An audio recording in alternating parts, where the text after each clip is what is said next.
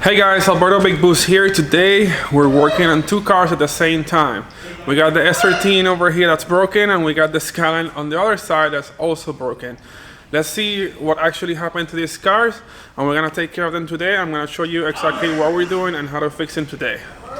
As you already may have seen, Adam's car, the Skyline, well, it didn't go so well with the amount of traction we got with the new slicks. So everything held up in the car minus the weakest link. And it just so happened that the weakest link this time was none other than the differential. The car is actually in gear or neutral, it doesn't really matter because it's not doing anything. What is the quickest way to determine that you have a broken differential? Move the tires and see what happens. We're spinning both axles, then both axles lock, so that means the differential core is still working, but we don't have any movement on the drive shaft. Or if you move the drive shaft, it doesn't move the wheels. Or there's like a lot of engagement there, but no engagement in this whole part. And engagement, that means like about 70% of the teeth on the differential are broken on the pinion gear, so you can move the pinion gear that much and it won't touch until you move it almost all the way around. And there you have it. Another thing we had happen was that this wheel kind of came loose a little bit, but glad it didn't came out. So we're also going to replace all the studs with extended wheel studs, and then we're also gonna put brand new lug nuts on this. And moving on to the 240 side, we got the rear wheel right here. This is actually the passenger rear wheel, and everything looks fine until you do this. Yeah, you're not supposed to have this much play. Here's a sideways view so you can see all the movement on this. Other than that, drivetrain wise, this car is solid. As you can see, different from the Skyline. If you move the axles, the drive shaft should move the same. Well, not the exact same revolution because of the gear ratios, but this differential is good. On this one, we're gonna have to put a new one. I'm also gonna do the same thing as the Skyline, and we're gonna put extended wheel studs all the way around on this car. So we got a lot of work ahead of us. Let's see if we can cover everything on today's video. So we got front wheel studs for both cars, and we got rear wheel studs for both cars. We got a brand new set of Muteki lug nuts, and we got two hubs for the S13. I'm not sure if I should just replace one, or should just go ahead and replace both of them at the same time. This is like the coolest thing ever. So you have one bay and another bay, just full race car shop. Now brakes needs to be removed. I need to remove both rear calipers, the regular brake and the e-brake, and then remove the rotor so I can access the hub. We have everything exposed right now. The hub is ready to be swapped. I just have to remove this 4 17mm bolts. It comes right off. I swapped the other one, reinstall the bolts, but I have one problem, and is that these threads do not look like they're the best right now, so we're probably gonna have to fix this. After a very long battle, I managed to actually swap over the axle tips on the drive shaft shop axle to a 350C axle without having to send the axle out and wait forever, and that way I'm able to get Adam's car back and running ASAP. Here's the axle all finished, all super greasy right now. I still have to clean the outside, but what I ended up doing was I swapped the baskets and the inner part because the spline on this thing is a different size than the one on the OEM one, and I tried putting the OEM one on the drive shaft shop axle and it wouldn't fit, so I just went ahead and changed the insides out to the other one. Now I have an axle with fresh thread and a brand new bolt on it, or must I say a working nut, because it's not brand new. I think this has to be the dirtiest these counters are ever gonna get. Good thing they're nice and stainless steel, so they should wipe right out, but this was the messiest thing I ever done in a while. So let's go ahead and install this new axle back into the old axle shaft.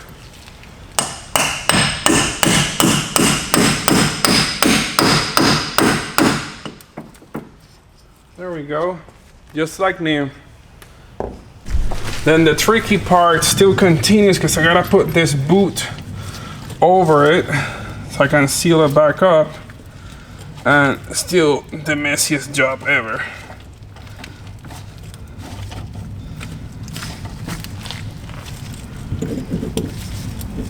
There. Oh my god, it's like grease on everything. There you go. Now I just gotta put the new tie wrap thingy on it. But first, I'm gonna clean all this grease off from it. Who said anything about axle replacement? This thing is brand new. Ready to go. All right, it's time to remove this hub.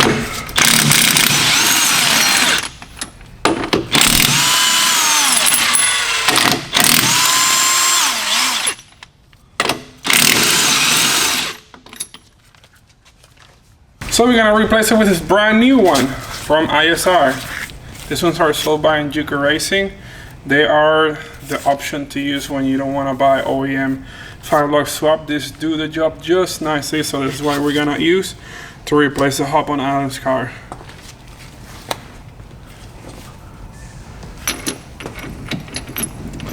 Just gonna line it up, the bolts. Start the threads by hand on every single one of these. And then I can hit it with the impact gun.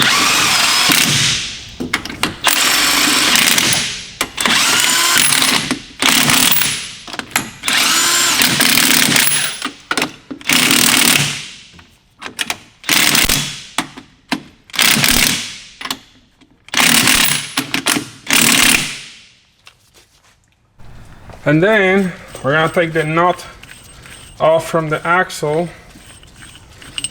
and I'm gonna put it through the hub.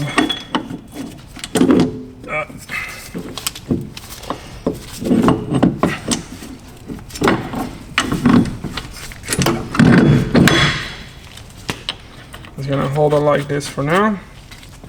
Now I can start putting everything else back on.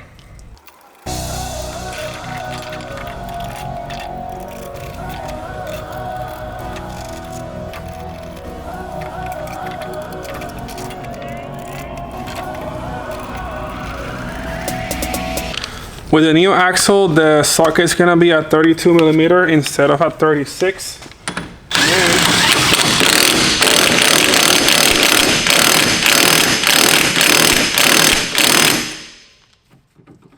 we just put a couple oogas in there, and it's really tight. It's a lot easier since you don't have to be using the whole cotter pin thing. We now got safety glasses on, so that means one thing. It's time to finally hammer out the old studs on the hub and install the new ARP extended studs. It's basically come right out once you like hammer in pretty good. Let's see how many hits it takes it to finally come out.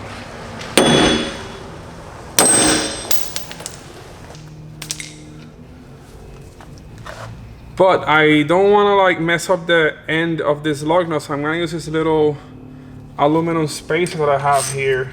I'm gonna use it as a bushing, so it kind of like it's easier on the lug nut.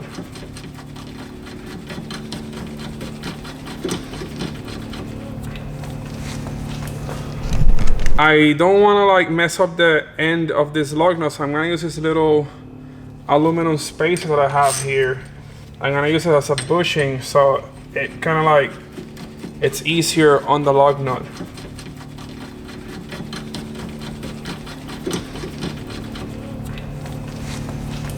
I'm gonna hit it with the impact and you guys can see what it does.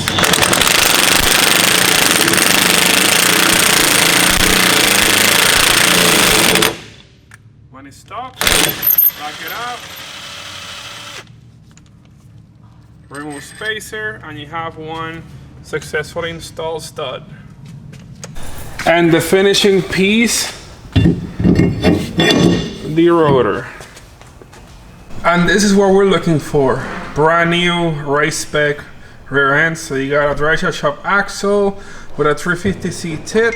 Then you got ARP extended lugs, studs.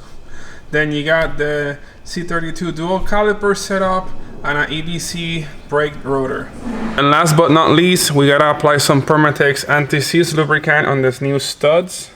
You apply a little bit on the tips of every single one. That way, when we use the new lug nuts, they don't corrode, they don't mess up the new treads on the studs. Also, you're able to torque the lug nuts a lot more precise with this lubricant film, with this lubricant on the studs. Now we put on the wheel.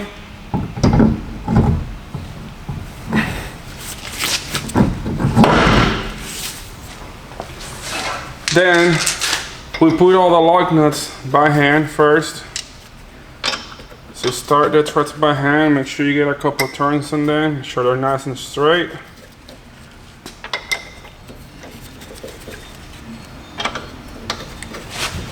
And then I'm gonna use my little impact gun to put them all the way in.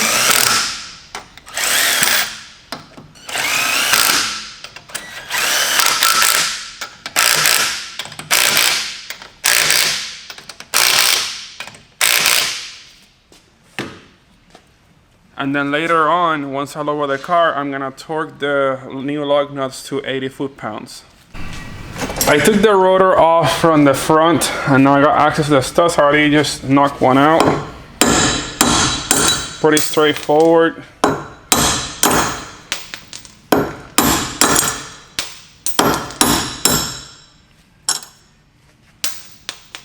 I was ready for the new ARP units. I'm gonna end up taking the whole entire hub off, and I'm gonna install the studs on the press.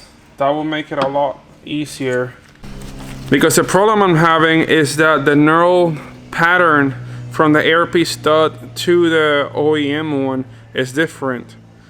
Let me see if I can get this focused properly. Here you can see that the amount of teeth that the ARP one has is a lot more than the OEM one. So this one's finer, this one's more coarse. So it might not go in perfectly. So I'm gonna go ahead and just press them on. That way I don't damage the threads trying to force them in there. I already have this little jig set up right here with the press and long socket. So I'm able to just press down on this thing. Let me get it straight again. It's a little crooked. There we go. So I can just press this in nicely. Oh, too much. And there we go. One successfully installed stud, pressed all the way in without any issues. Now we gently slide the hub back in.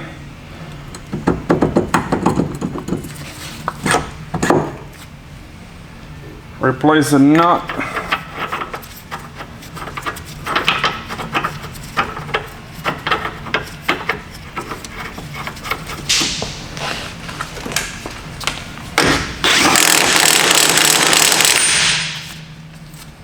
Turn it up. And then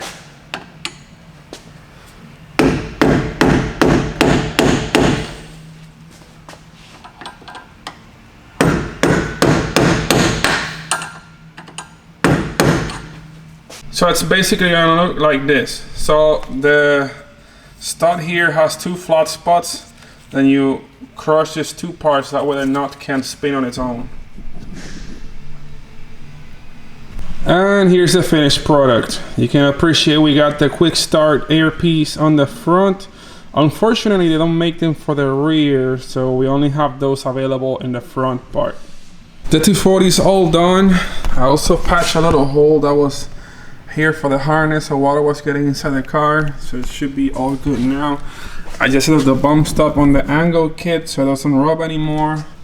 So this thing should be golden for the next Drift event or to daily drive it around. Up next in the next video is definitely gonna be the Skyline, but we're not gonna do that one today. We'll leave it for the next day. Hope you guys learned something today. I'm able to show you guys a few of the tricks that I end up doing to get these things done. One cool thing is that I realized that we have a bunch of axles that we can always like play around and mix and match to make one axle from various broken axles, so that's good to know as if you have the right tools. Another one is that now we have long studs on this thing, so we can put the right spacers if needed. We can offset the wheels, get the right fitment on this car. The thing is already set up with 265s back here, so it's nice and fat, so it has a lot of grip now. I'm so happy with how good this thing came out.